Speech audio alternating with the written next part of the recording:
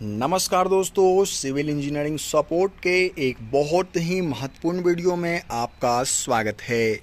मैं हूं आपका दोस्त इंजीनियर अभिषेक सिंह। दोस्तों, खास तौर पे इंडिया में अपना घर का जो सपना है वो तो बहुत से लोग देखते हैं, लेकिन जब उसी सपने को साकार करने का समय आता है, अर्थात घर बनवाने का जब समय आता है, तो लोग जल्दीबाजी में अपने सपनों को पूरा करने के लिए इतना उतावले होते हैं दोस्तों कि कुछ स्टेप्स ऐसे लेते हैं जिससे उनको पूरी ज़िंदगी पछतावा करना पड़ता है। तो चलिए, आज के वीडियो में मैं आपको बताऊंगा कि आपको बिल्कुल भी घबराना या फिर जल्दीबाजी घर बनाने में नहीं करना है। आज के इस वीडियो में जानेंगे कि आखिरकार जो घर के ओपनिंग्स है, जैसे कि वेंटिलेटर हो गए, यहाँ पे ये बाथरूम के डोर हो गए, साथ ही साथ बेडरूम के डोर हो गए, खिड़की हो गया दोस्तों, यहाँ पे देख सकते हैं कि मेन एंट्रेंस हो गया। आखिरकार इनका साइज क्या रखना चाहिए? सबसे पहले मेन डोर से ये स्टार्ट करते हैं, क्योंकि एंट्री हमारी यहीं से होती है। ये मेन डोर का जो विड्थ है दोस्तों, चौड़ाई है, उसको आपको कम से कम मैं बता रहा हूँ 4 फीट रखना चाहिए। 4 फीट से कम आपको मेन डोर का जो है वो चौड़ाई नहीं रखनी चाहिए, ताकि फ्यूचर में कोई भी सामान वगैरह लाने में कोई दिक्कत ना हो। ये चीज़ें हो गई। हाइट की बात कर लेते हैं। हाइट दोस्तों 7 फीट ऑटोमेटिक आपको 7 फीट तो रखना ही होगा। खिड़की की बात कर लेते हैं दोस्तों। जब से ये एल्युमिनियम का स्लाइडिंग विंडो चला है, तब से आप अगर खिड़की 4 फीट से कम रखते हैं दोस्तों, तो जाहिर सी बात है आपका वेंटिलेशन सही नहीं होने वाला। इसलिए खिड़की हमेशा दोस्तों 4 फीट रखेंगे, तब दोस्तों यहाँ पे 2 फीट का ओपनिंग रहेगा और 2 फीट में यहाँ पे दोस्तों स्लाइडिंग पल्ला आपका रहेगा, मतलब वो ब्लॉक रहता है, तो 2 फीट ही दोस्तों खुला रहता है स्लाइडिंग विंडो का। ये एक डिसएडवांटेज भी है, आप इसको इस तरह से देख सकते हैं।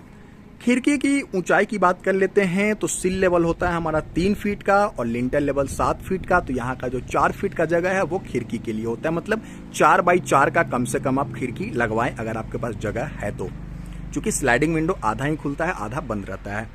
4 फीट हो गया, यहाँ पे 4 बाई 7 का हो गया। अब दोस्तों बात कर लेते हैं किचन में। किचन में लोग क्या करते हैं कि बाथरूम के तरह ही छोटा सा दरवाजा लगा लेते हैं, तो ऐसा आपको नहीं करना है। किचन में भी कुछ अप्लायंस वगैरह जाती है दोस्तों, इसलिए आपको इसकी जो खिड़की की जो चौड़ाई है दोस्तों, आप देखेंगे यहाँ पे खिड़की दिया गया है, तो यहाँ पे भी दोस्तों लगभग आपको जो है वो 3 से 4 फीट का खिड़की आप देंगे। एग्जॉस्ट फैन के लिए एक जगह छोड़ेंगे। और दरवाजे की अगर बात कर लेते हैं दोस्तों, तो 3 फीट का चौड़ा दरवाजा यहाँ पे आप लगवा सकते हैं। अब बात कर लेते हैं बेडरूम का। 4 बाई 4 का मैंने जिस तरह से बता दिया।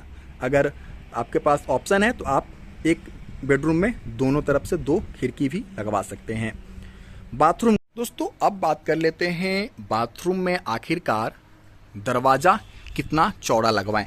तो दोस्तों अपने ज़रूरत के हिसाब से, मतलब कि बाथरूम में वैसा कोई अप्लायंस वगैरह लेने जाना पड़ता है, इसलिए आप 2.5 फीट का दरवाज़ा मैक्सिमम जो है वो इस बाथरूम के लिए रख सकते हैं।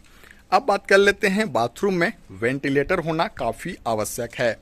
तो आप दोस्तों वेंटिलेटर 2 बाई 2 का वेंटिलेटर आराम से आप रखवा सकते हैं। कोशिश करना चाहिए कि आपका जो ये बाथरूम है दोस्तों, उसके ऊपर यहाँ पे जो स्टोरेज बॉक्स है उसको देने से आपको बचना चाहिए दोस्तों, ताकि आपका जो शावर वगैरह का या फिर गीजर वगैरह लगाते हैं तो उसमें कोई दिक्कत ना आए, तो उस चीज़ का भी ध्यान देंगे। दूसरा चीज़ है जो बेडरूम है दोस्तों, बेडरूम में बहुत ज़्यादा चौड़ा या फिर बहुत छोटा दरवाज़ा हम नहीं लगवा सकते हैं। इसके लिए 3 फीट का जो साइज़ है ये प्रैक्टिकली देखा गया है कि काफ़ी सही रहता है, तो आप 3 फीट का प्रीफर करें चौड़ाई दरवाजे का। खिड़की का मैंने बता ही दिया है दोस्तों, लिंटर लेवल 7 फीट पे तो आप रखवाएंगे ही, ये चीज़ हो गई है। और घर को जितना हवादार बनवा सकते हैं उतना आप बनवाने की कोशिश कीजिए, ताकि आपके स्वास्थ्य के लिए भी अच्छा रहे दोस्तों, और साथ ही साथ आपका घर देखने में भी सुंदर रहे। अगर मान लीजिए बीच में कहीं दोस्तों ऐसा पार्टीशन करते हैं, जैसे कि यहाँ पे